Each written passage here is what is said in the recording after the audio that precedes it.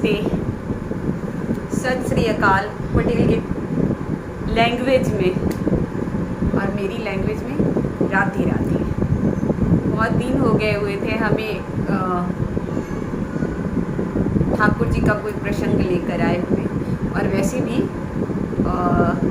हमने उस दिन भीष्म पितामह वाला जो प्रसंग था उसको हमने कहीं रोका था कि बाकी का इसका जो वृत्तांत है वो मैं कल बता लूँगी या कल लेकर आऊँगी, बट समाओ किन्हीं कारणों से मैं वो चीज़ लेकर नहीं आ पाई। तो अब आज मुझे मौका मिला तो मैंने सोचा कि चलो उस प्रसंग को आगे बढ़ाते हैं। उस दिन मैंने उसमें बताया था कि कैसे भीष्म पितामह जब दुर्योधन के बहुत ज़्यादा तिरस्कृत करने पर कहते हैं कि कल मेरे हाथों से पांडवों का वध होगा, और भगवान श्री कृष्ण को जब ये पता चलता है तो वो द्रौपदी को हथियार बना करके लाते हैं, द्रौपदी को भेजते हैं पितामह के पास कि जा कर के उनके सीधे चरण छूना, और वैसे में पितामह जो थे वो बिना देखे हुए अखंड सौभाग्यवती भाव का आशीर्वाद देते हैं।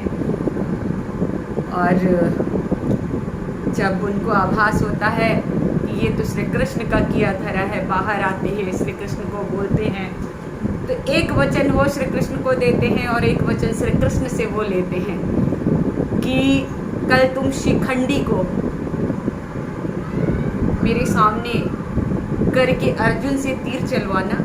पर भगवान से उन्होंने वचन लिया कि जब मैं इस शरीर का त्याग करूंगा तब तुम मेरे पास रहोगे, हे माधव, तब आप मेरे पास होंगे। और भगवान उनको वचन देते हैं कि हाँ ऐसा ही होगा। और वैसे में फिर जैसे भगवान अपने भक्तों को दिया हुआ वचन कभी तोड़ते नहीं। कुरुक्षेत्र का युद्ध खत्म हुआ, पांडवों को राज्य मिला। भीष्म पितामह जब युद्ध हुआ तो सबको पता है, जग विदित है कि शिखंडी को सामने रख करके ही अर्जुन ने तीर चलाया, और जब पितामह के पूरे शरीर को बाणों से, जब बाण उनके पूरे शरीर में बिंध गए, तब पितामह ने खुद शरशैया की मांग की थी कि हे अर्जुन, जब उनकी गर्दन लटकी हुई थी तो उन्होंने कहा कि मुझे शरशैया दो, और तब अर्जुन ने तीरों से उनके सर को रखने के लिए इतने तीर मारे कि वो लेवल पे वो सर उनका जो था वो टिका हुआ था। तो भीष्म पितामह को तो इच्छा मृत्यु का वरदान प्राप्त था, और अब वो तो सरसैया पे पड़े थे और वो अपनी इच्छा से ही इस शरीर का त्याग कर सकते थे। और उस शरीर को त्यागने से पहले बहुत सी चीज़ें अभी भी बाकी थी। पांडवों को राज्य मिला, पांडवों का राज्याभिषेक हुआ, भगवान की बुआ कुंती के सारे दुख के दिन खत्म हो गए, और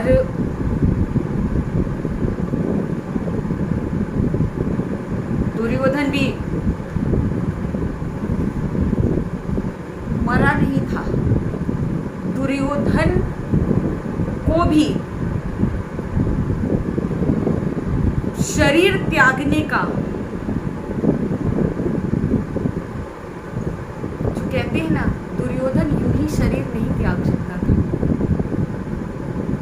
दुर्योधन उस कंडीशन में भी, उस हालात में भी दुर्योधन जीवित था। दुर्योधन की मृत्यु उस पल में ही हो सकती थी, एक ऐसा पल जिसमें दुर्योधन सुख और दुख दोनों का एहसास करे। वो एक पल, एक ही ऐसा दृश्य जिसमें कि दुर्योधन सुख और दुख दोनों का अनुभव करे। और ये अनुभव होते ही दुर्योधन अपने शरीर को छोड़ देते। ये कब और कैसे हुआ ये भी मैं आपको बताऊंगी। देखिए, बहुत सारी चीज़ें होती हैं जो हम लोगों ने जेन्युइनली नहीं सुनी है, नहीं ये किया है। वो कहते हैं कि हर चीज़ के पीछे ईश्वर की इच्छा होती है, जब वो चाहता है तो आप उस चीज़ को जानने लगते हैं, वो खुद ब खुद आपको उस रास्ते पे लेके जाते हैं। तो पहले हम भीष्म पितामह का जो था वो वृतांत पूरा करते हैं। कल मैं दुर्योधन वाला वो जो प्रसंग है ना, वो मैं पक्का कल वो आपको बताऊंगी। तो पितामह तो शरशैया पे पड़े थे, इधर कौरवों के साथ युद्ध खत्म हो गया, कौरव पराजित हो गए, इतना तहस नहस हुआ, राज्य मिल गया, सब कुछ हो गया। भगवान जाने लगे द्वारका, उनकी बुआ रो रही है, ये सब लोग रो रहे हैं, पांडव द्रौपदी सब लोग रो रहे हैं। कुंती जो भगवान की बुआ है वो ये तक कहती हैं कि अगर मुझे जिंदगी में कभी या मुझे पुनर्जन्म मिला या कभी कुछ अगर मुझे मिलना हो तो मैं हमेशा दुख मांगूंगी। तो भगवान उस पर कहते हुए भी है कि अरे बुआ तुम क्या कह रही हो, इतने कष्टों के बाद तो तुम्हें सुख के दिन देखने को मिले हैं। तो कुंती कहती है कि दुख के दिन में तुम साथ थे और सुख आते ही तुम हमें छोड़ के चल दिए। तो वो भगवान से जो प्रेम करते हैं ना, वो यही चाहते हैं। वो चाहते तो हैं कि भगवान सुख और दुख दोनों में साथ रहे, पर सुख में नियमतः ऐसा होता है कि हम भगवान को याद करना बंद कर देते हैं। हम मनुष्यों की प्रवृत्ति यही होती है। और दुख में भी हम भगवान को याद कम करते हैं, उनको कोसते जाता है। तुमने ये कर दिया, तुमने वो किया, तुम कैसे हो, तुम कितने निर्दयी हो, कितने। खुद को देखते ही नहीं, हम खुद को देखते ही नहीं, हमने क्या दिया। हम तो एक नाम स्मरण भी नहीं कर पाते हैं उनका, और सारी उम्मीदें हम मन से लगा के बैठे रहते हैं। अरे ऐसा थोड़ी होता है। तो ऐसे में जब भगवान जाने लगे, सारा हस्तिनापुर दुखी था, सब व्याकुल, विरह वेदना में जीने को कहते हैं कि मजबूर थे। भगवान जा रहे हैं, भगवान चले गए। उस समय तक भगवान को ना विस्मृत हो चुका हुआ था, मैंने पितामह को वचन दिया।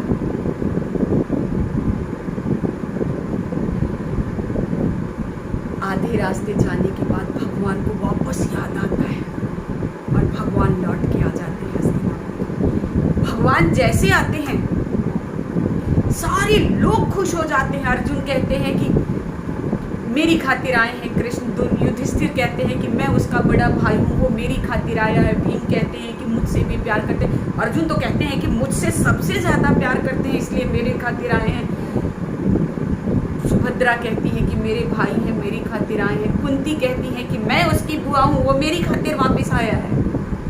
भगवान कहते हैं ना तो मैं तुम्हारी खातिर वापस आया हूँ, ना तुम्हारी खातिर वापस आया हूँ, ना तुम्हारी खातिर मैं किसी की खातिर वापस नहीं आया, मैं अपने पितामह की खातिर वापस आया। मैं और भगवान की आंखों में आंसू हैं और भगवान कहते हैं कि मैं अपने पितामह की खातिर वापस आया हूँ।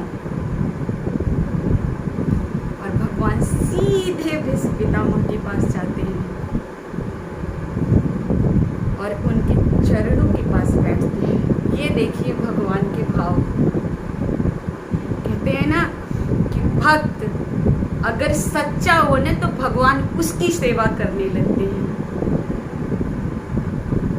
एक बार हम भगवान के पीछे भाग कर तो देखें। भगवान कहते हैं कि भक्तों की भक्ति में वो शक्ति है कि भगवान भक्त के पीछे भागने लगते हैं। आपके प्रेम में वो शक्ति होनी चाहिए, आपके इश्क में वो शक्ति होनी चाहिए। इश्क भगवान से किया गया इश्क, उसमें वो शक्ति होनी चाहिए। और फिर देखिए भगवान से आपके पीछे पीछे आते हैं। आप जो सोचते हैं उसके पहले भगवान, आप सोचते हैं किसी चीज़ के लिए और भगवान उस चीज़ को पूरा कर देते हैं। एक बार प्रेम करके तो देखो, करके तो देखो। मैं अपने अनुभव के दम पे बोल रही हूँ ये बात, अपने अनुभव के दम पे। इस कलयुग में रह करके, मैं नहीं कहती हूँ कि मुझसे गलतियाँ नहीं हुई हैं ज़िंदगी में, मुझसे भी बहुत सारी गलतियाँ हुई,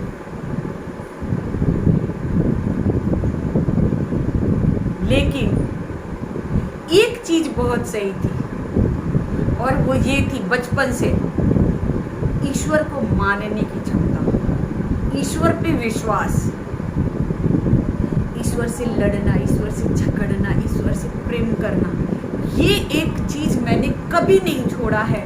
और ज़िंदगी में ऐसे कठिन कठिन दौर से मैं गुजरी, बावजूद उसके भगवान कभी भी मेरा साथ नहीं छोड़े, कभी भी नहीं। और यही दुआ मांगती हूँ मैं हमेशा भगवान से, कभी भी साथ छोड़ना मत। और उस साथ को बनाए रखने के लिए मेरे सांसों में उनका धड़कना बहुत ज़रूरी है, बहुत ज़रूरी है।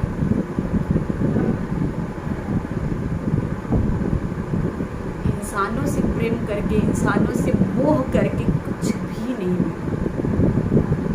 छल, कपट, धोखा, फरेब, दर्द, तकलीफ, आंसू, किसी भी रिश्ते में जाइए, किसी भी रिश्ते की बात करें, ये मिलेगा।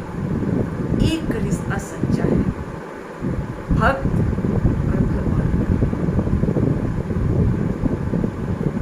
भक्त और भगवान। माँ बेटे को देख लो, पिता पुत्र को देख लो, आज के युग में तो कम से कम देख ही लो। कहते हैं कि वो राजेश खन्ना की मूवी का गाना है ना कि दुनिया में कितने गम हैं, अपना गम कितना कम है, औरों का गम देखा तो मैं अपना गम भूल गया। अगर हम अपने चक्षु खोल के देखने चले ना, हर कोई कहता है अरे हम बहुत दुखी हैं, अरे हम बहुत परेशान हैं, हम परेशान हैं, हम दुखी हैं, पर आसपास नज़र दौड़ा के देखो यार, पता नहीं कितने लोग आपके आसपास में ही ऐसे हैं। तो वो है भगवान, उनसे प्रेम करो। और जैसे पितामह को दिया वचन पूरा करने के लिए भगवान वहाँ से वहाँ आ गए ना,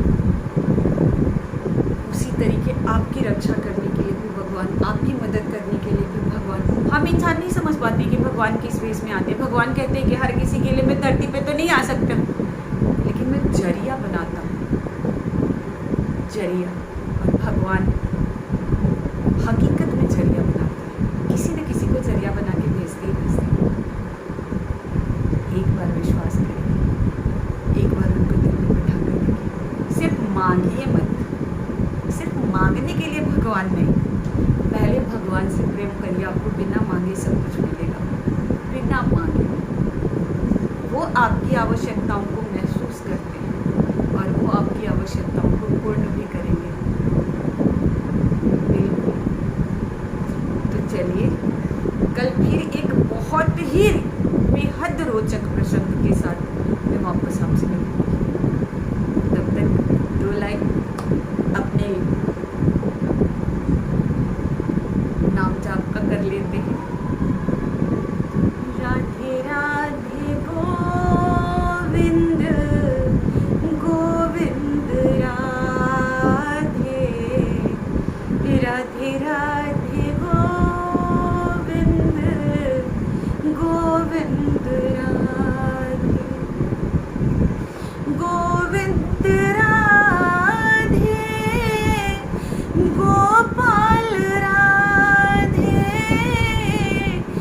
गोविंद राधे गोपाल राधे, राधे राधे राधे गोविंद राधे।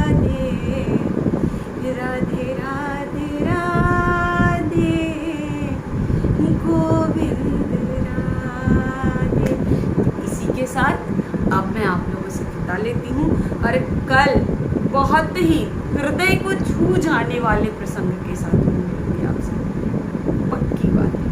तब तक के लिए Radhe Radhe, bye bye, take care.